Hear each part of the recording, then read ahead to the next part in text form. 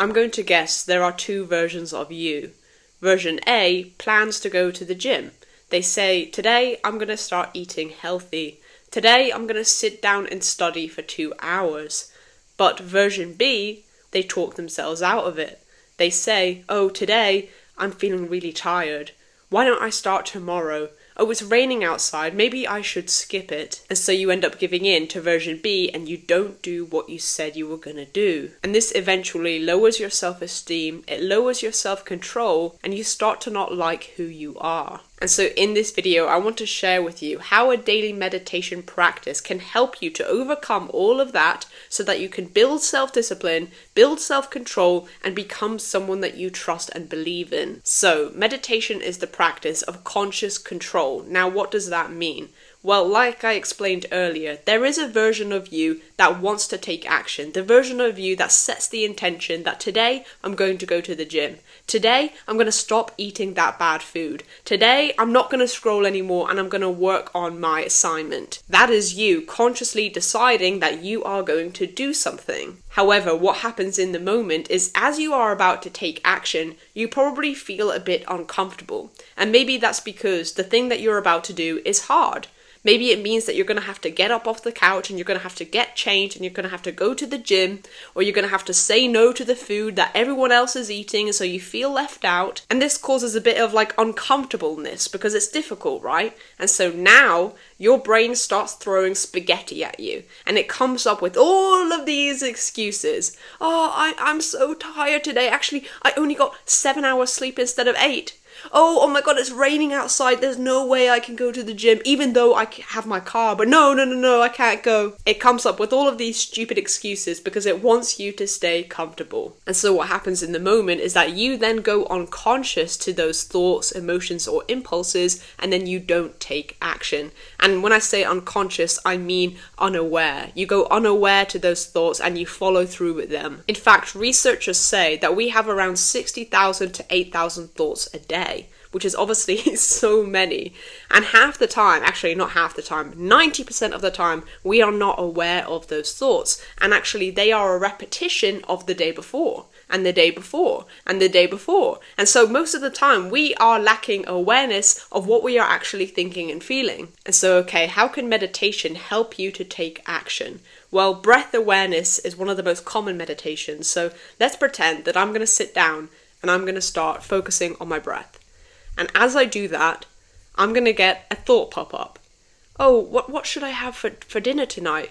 And then I recognize that thought is there, and then I come back to the breath. And maybe now I get another thought. Oh, this is so boring. Oh my god, like I could be watching TikTok right now. This is literally so boring. I notice that thought, and then I come back to the breath. Now another thought.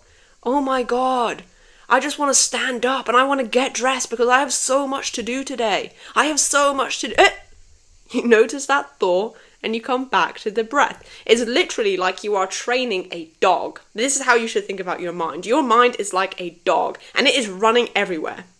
It's wanting to do all these things. It's seeing all these people and it's like running up to them and it wants to catch the ball and it wants to run everywhere. And you are the trainer. And so you have to pull the lead on the dog and pull it back to the breath. Because here's the thing, thoughts are not commands, they are just thoughts. That's a really important phrase. Thoughts are not commands. And so as you start meditating, you will start to see how busy your mind is. And it's going to throw all this spaghetti at you.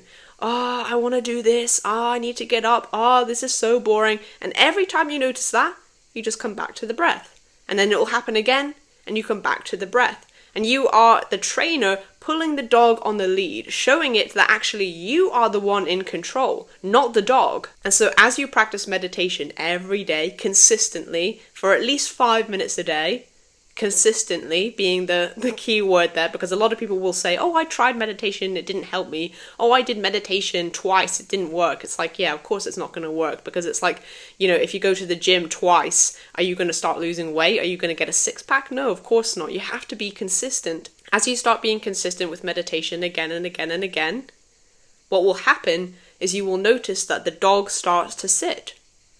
Right? You've started to train the dog so much that now it's sitting. And so in those moments, when you are saying to yourself, when you consciously make the decision, I'm going to go to the gym today, I am going to eat a healthy meal, and then you are faced with the situation of whether you are going to take action or not, and your brain throws spaghetti at you. It says, oh, all of these excuses, I'll do it tomorrow, oh, why don't I, just sit here for a while, why don't I do this first?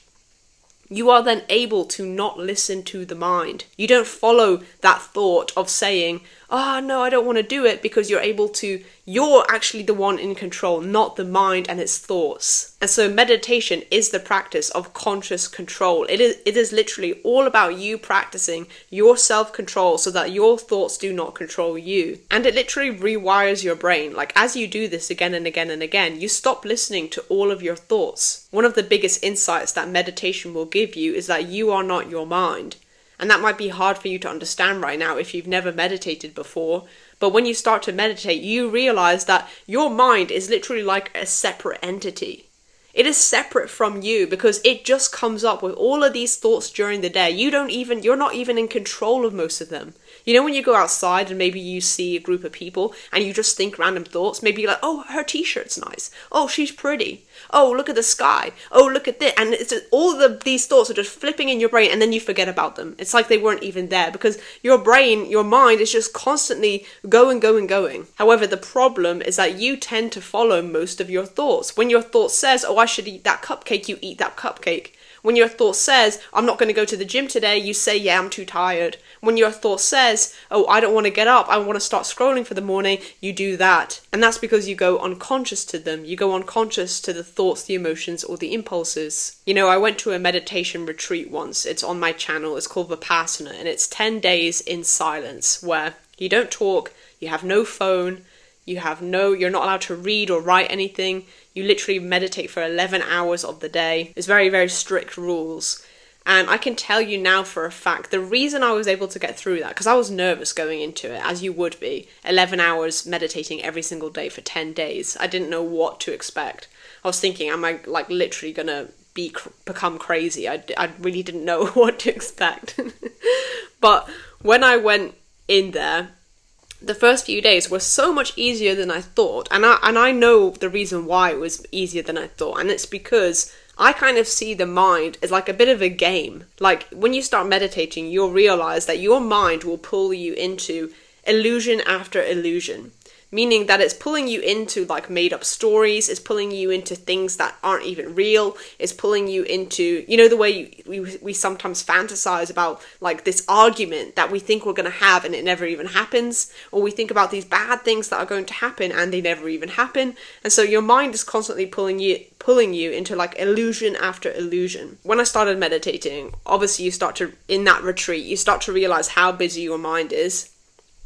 But any time that my mind started thinking about things, any time that my focus became off my breath, I would just kind of laugh about it, because I would be like, oh look, there's the mind tricking me again. And then I come back to the breath. And I just did that again and again and again. It was like a little ping pong game, like, you know, like table tennis. I would be trying to focus on the breath, and then the mind would be like, oh, you know, what are you going to do after 10 days? What's going to happen? And then I'd be like, oh, there's the mind tricking me again. See, it's got me in its grips.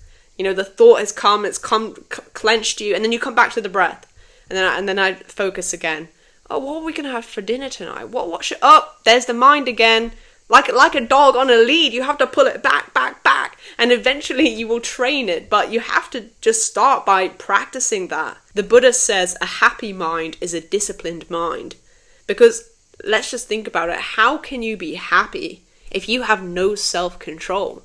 How can you be happy if literally when you say you're going to do something, you don't do it? That is literally the opposite of happiness, because you are lacking control of your life. And so this is why these practices are so important and so powerful. And so all of this is to share that a daily meditation practice will help you to build self-discipline and self-control. You will start to realize that your thoughts are not commands, and in fact you are in control. But without that practice, we just go unconscious to our emotions, to our thoughts, to our impulses, and we end up acting in ways that we don't like. And so all you have to do is start with 5 minutes a day. And if that's too much, start with 3 minutes. If you have any questions, I'd be happy to answer them in the comments. But remember, you have to train the dog, because that dog is going to bark around and it's going to go wild unless you train it. So I hope this video made you think. Check out this other video and I will see you in the next one. Thank you for watching.